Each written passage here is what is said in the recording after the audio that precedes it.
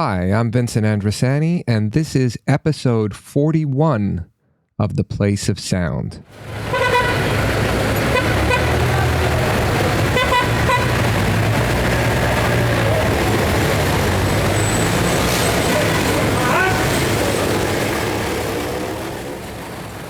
Thanks very much for tuning into this episode, and thanks also to those who've been following along with the last few episodes of the show. For those who are listening for the first time, The Place of Sound is a show that explores the theme of space, or the social geography, using sound and listening. We do so through a variety of audio media production formats, so you can expect to do a few different types of listening in a single show. Episodes consist of what we refer to as audio portraits, or oral history-style interviews that explore the topic of home. Soundscape compositions, which use everyday sounds to communicate the personal and social significance of a given place. And we typically end the episode with a short documentary-style piece that explores the place-based identity of the producer.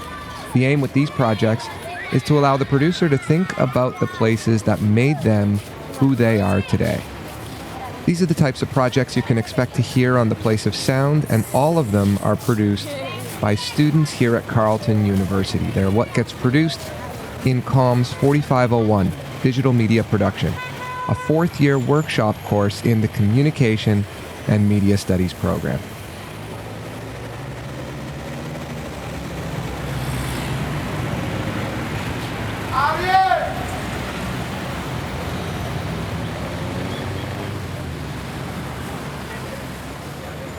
But in this episode, we're going to do something a little different. This episode is part 2 of 3 in a series of retrospective listens to the work that's been aired on The Place of Sound in 2022. In part 1, episode 40, we listen back to a series of audio portraits. These are short, 2 to 3 minute stories on the topic of home, and in total, we listened to 6 of them.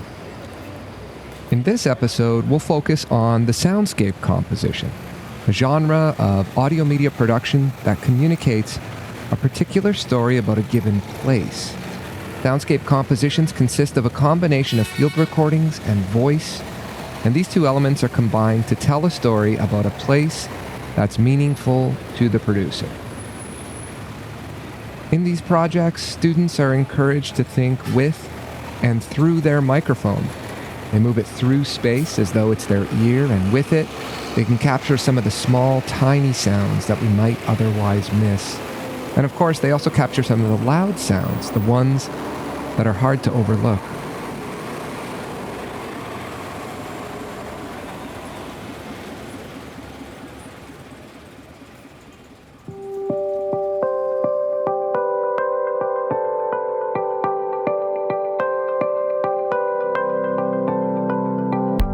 The voice that you'll hear in each piece is the narrator, or the producer, who invites us into the space and guides us through it. Their aim is to find the right rhythm to speak when we, the listener, need to know more about where we are and what we're hearing, but also to remain silent at times and to let the sounds do the talking. By the end of the piece, we should have a sense of where the place is, how it's brought to life in sound, and most important, why the space itself is meaningful to the producer, to others, or to both. This is how we're thinking about the soundscape composition as genre. So in this episode, we'll feature some of the soundscape compositions that aired on The Place of Sound in 2022. We'll listen to 5 of them in total, and they are the following: The Safety of Noise by Sophie Doyle, Brandon Hoang's Comfort in Solitude, Thomas Pouta's Within This Nameless Wood, Mooney's Bay Park by Wenqing, and Food That's Good for the Soul by Emma Poole. Each student will jump in to offer a quick introduction to their piece before we listen to it. We'll give you a sense of where the recordings were made and what the piece is about. So without further ado, here's Sophie Doyle and her piece, The Safety of Noise.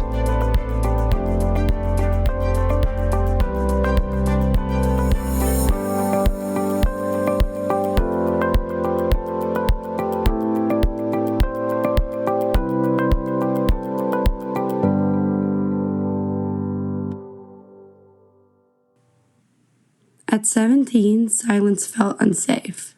It felt like taking a chance with insanity. I was living in my car, and every night, I went through the routine of making noise so I didn't have to feel so alone. This is a sound composition of what one of those nights were like.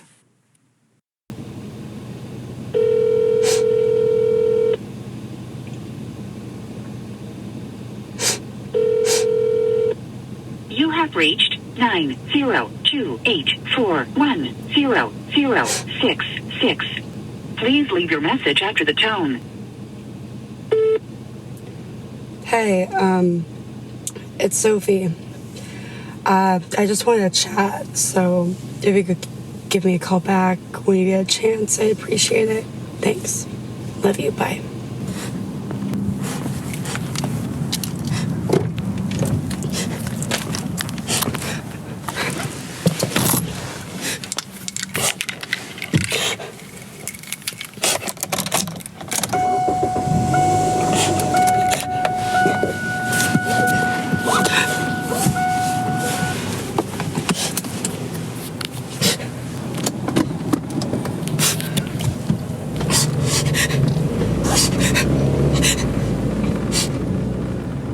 People often loathe the existence of noise.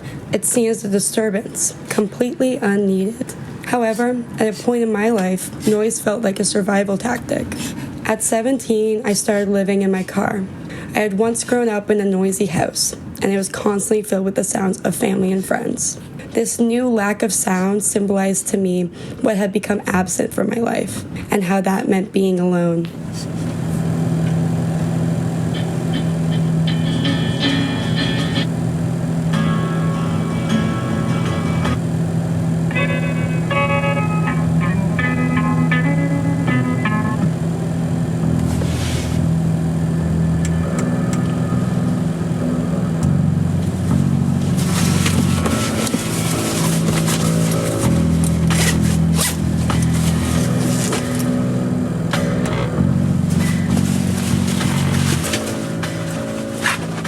I had become very familiar with the parking lots in my area.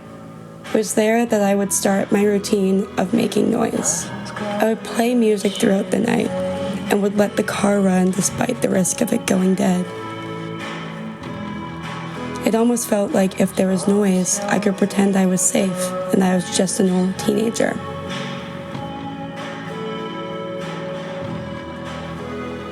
Eventually, it would get late. I would be struggling to keep my eyes open. It was then I had to face what I had been avoiding, the quiet of the night. Nothing's gonna take you from my side.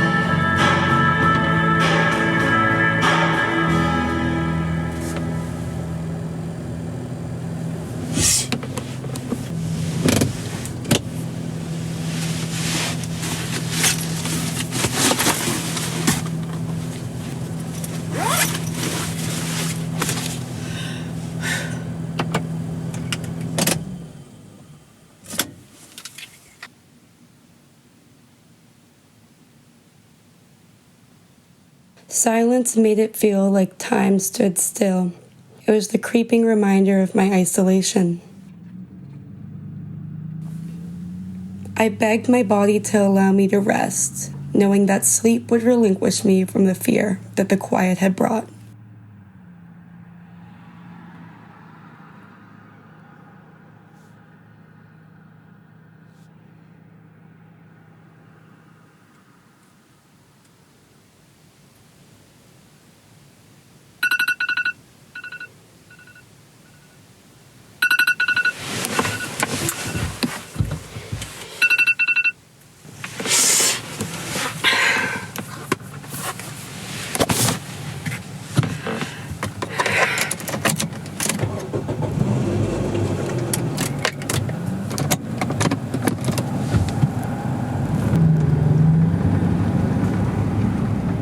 My alarm felt like a safe haven.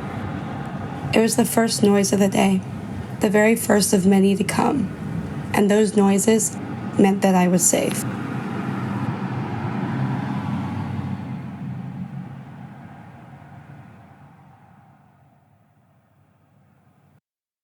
Hello everybody, my name is Brandon Hoang, and I am a fourth-year Communications and Media Studies student at Carleton University.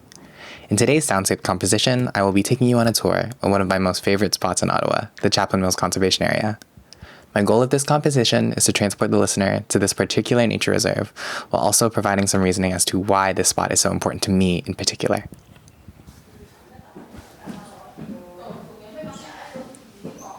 It's a crisp, snowy Friday afternoon in Barhaven, and a group of my aunts are gathered at my house to visit my parents like they do every weekend.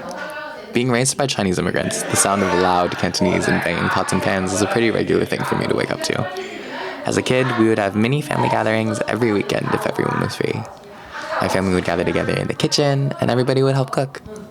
My aunts would also come over every Monday night like it was poker night, but instead of poker, it would be mahjong, and instead of drinking beer, my mother would make green tea for all of my aunts. I've heard these sounds since I was a fetus in my mother's womb, so I'm pretty accustomed to the noise, but there are still some times when all I want is some peace and quiet to myself. The idea of solitude is something that I always found comfort in. Being who I am, I tend to have a lot of thoughts that race through my head, and it's been like that since I was young. Even as a teenager, my mind has always been busy, making the noise at my house a little too much sometimes.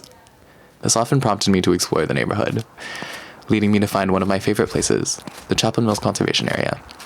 This place holds a lot of memories for me since I discovered it in high school. This was a place where all of my friends would come late at night during the summer, either just to walk down the path enjoying each other's company, or to sit by the water, talking about what we wanted to do and who we wanted to be in the future. It's a place where I could be alone and just cry my eyes out with no judgment.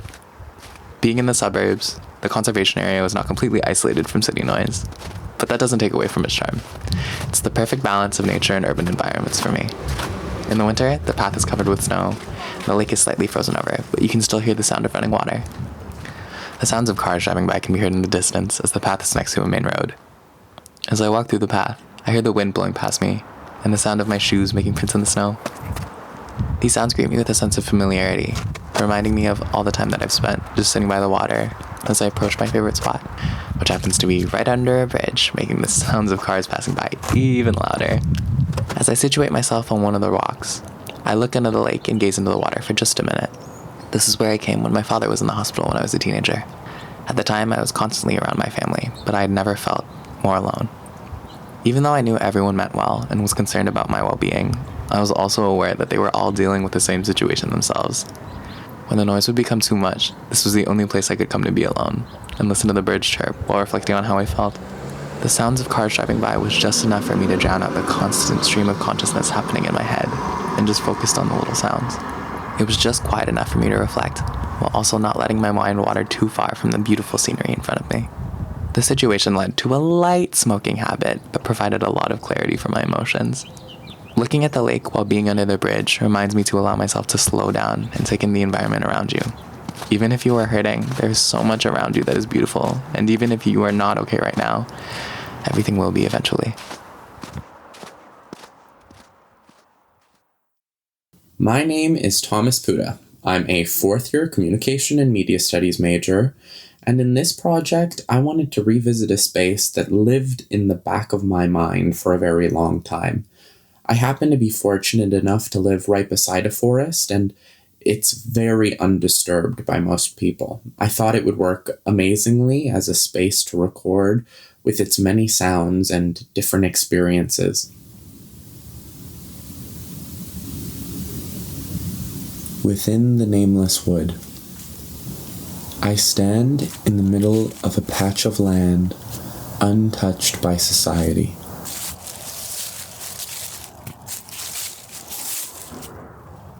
The ground crunches underneath every step I take, reminding me I may be the first carving this path through decaying vegetation.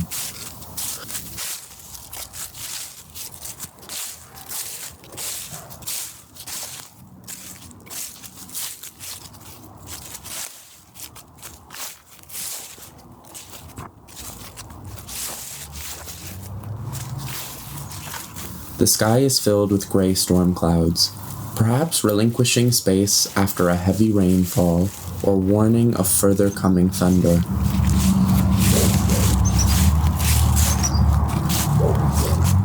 The birds find respite between the gales of wind as they chirp a requiem for the dead leaves which paint the floor of the forest. with the color of flames.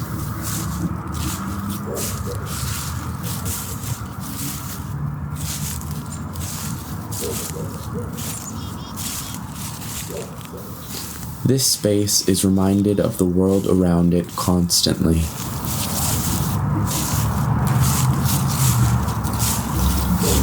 The trains and cars in the distance fill the air with raucous commotion, as if their paved roads run through the winding hills they surround.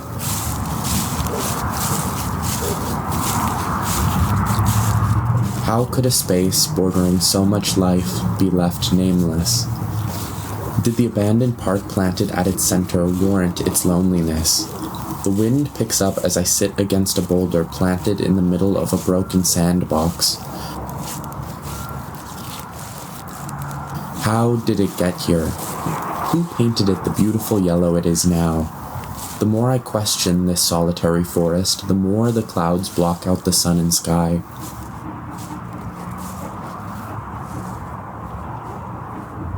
The creek wrapped around the foot of its hills, visible from the apex I sit at. I hear it now. The droplets of water hitting the aged and decrepit bench that someone once made. The moss growing on the underside of the wood, likely thankful for the coming rainfall. With most of the leaves underfoot rather than resting on the branches above, I have no cover from the worsening weather. Perhaps when I next revisit this space, I will give it the name it deserves. Or perhaps its wonder is encapsulated in the fact it's nameless. It needs not a name, just someone to walk its paths and listen. Mooney State Park is only a 10-minute walk from where I live, so I often go there when the weather is nice. Autumn seems to be particularly longer in Ottawa this year. Warm sunshine, colorful fallen leaves, children playing, flock of birds, and the Golden Lake are the most romantic elements in autumn for me. On a short afternoon, I felt the beauty of autumn in Mooney State Park.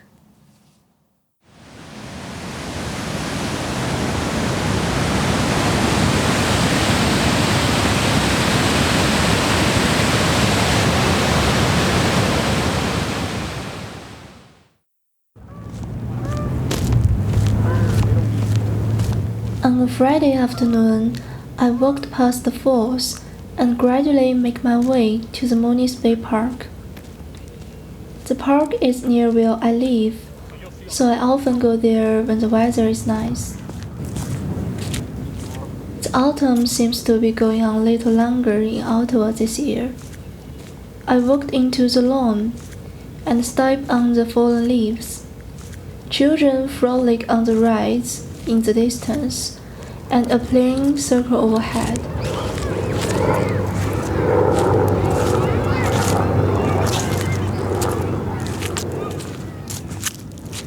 Oh God, I can't do that. I'm not doing that. I'm gonna try this. I'm gonna try and climb up this. Okay.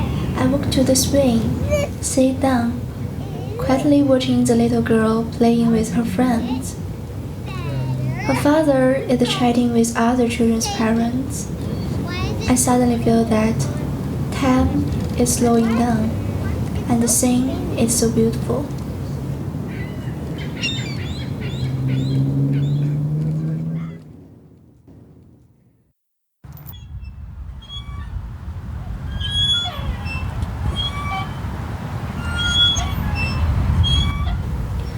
Then I began to swing.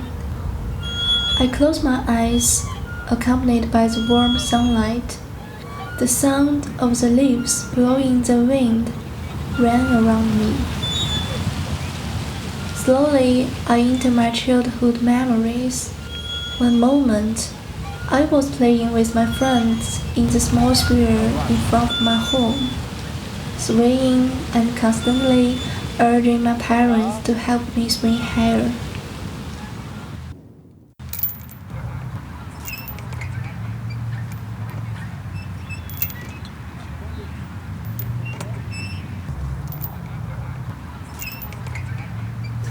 The sound of the swing chains take me to another scene.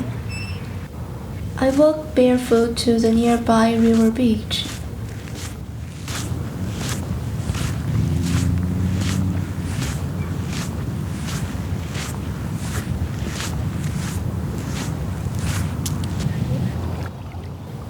The lake is sparkling in the sunset.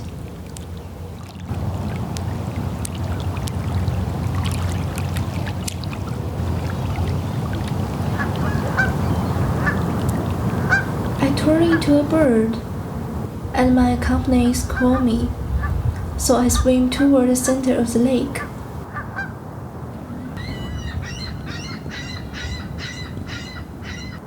We all hate the unpleasant calls of seagulls, so we flap our wings quickly on the lake, fly toward the sky.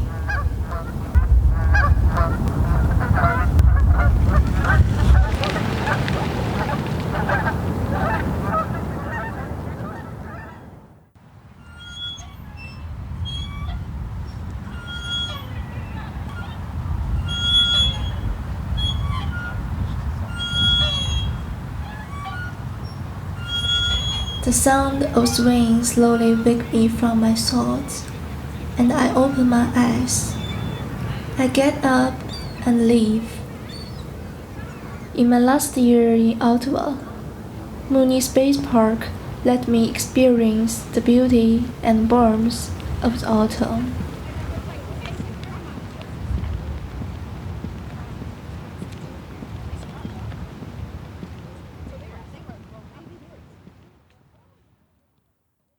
Hello, good evening to whoever is listening.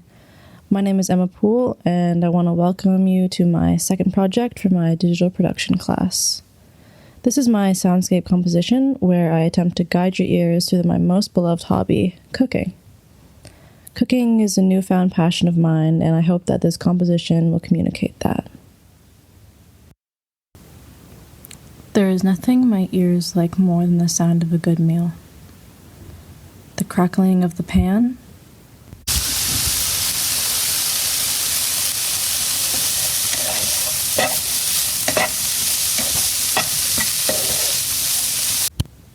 the bubbling of boiling water,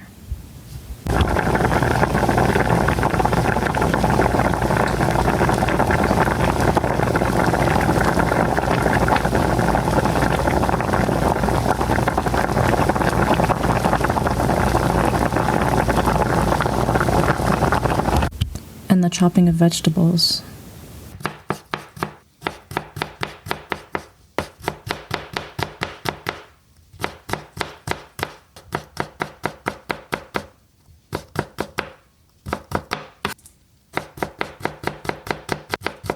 My food journey has been a long one, so let's talk about it while I make a meal for my roommates. Today I'm making an almond-crusted chicken and veggies, but not before I brew myself a nice cup of tea.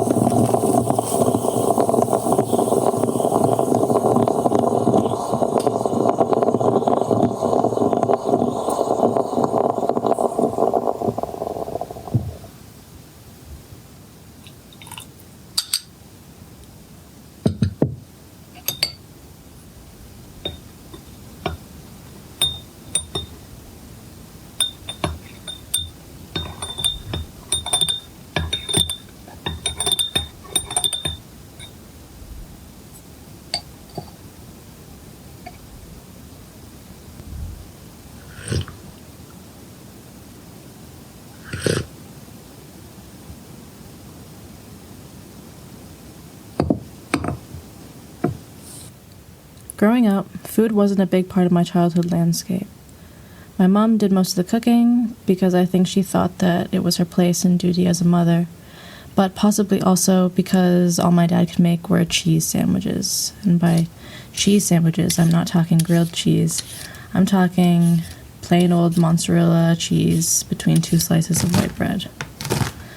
Although I'm grateful that my mom and dad tried their best to keep us nourished, their lack of passion or interest in the art definitely made itself known when eating their food. When I look back on my life now, I think my passion of food has always been there. My favorite thing to do was play restaurant, a game where I would steal my mom's pantry items and mix them with whatever I could forage outside.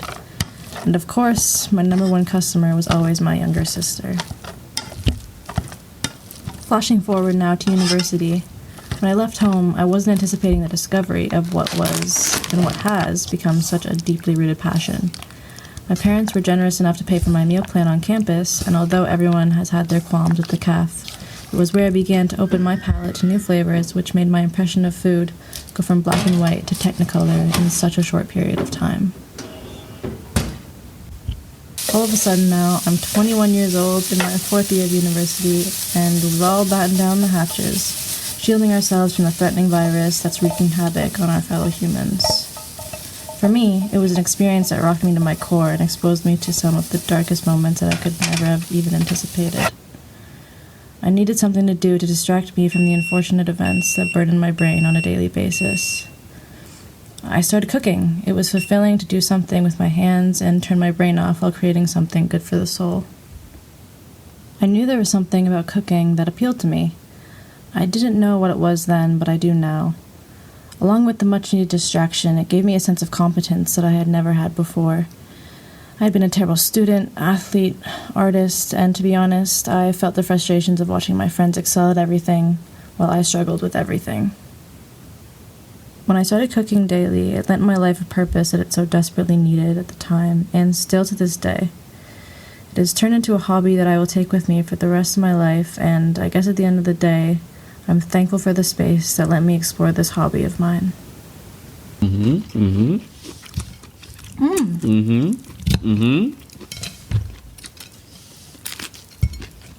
Nice bite. So good.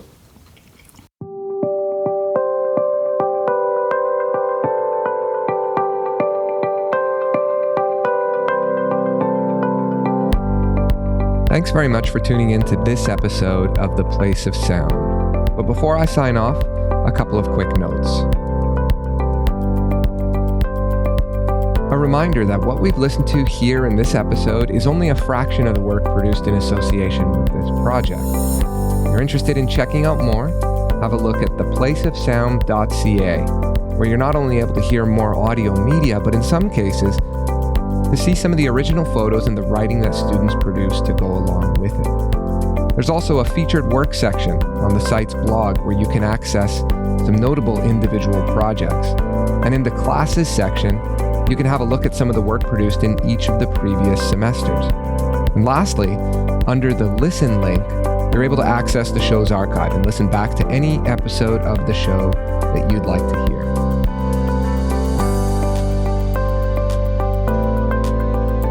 But in the meantime, keep your ear out for upcoming episodes of the show, which air on CKCU Radio every other Monday at 6:30 p.m. and are available wherever you get your podcasts. Until next time, thanks for listening to The Place of Sound.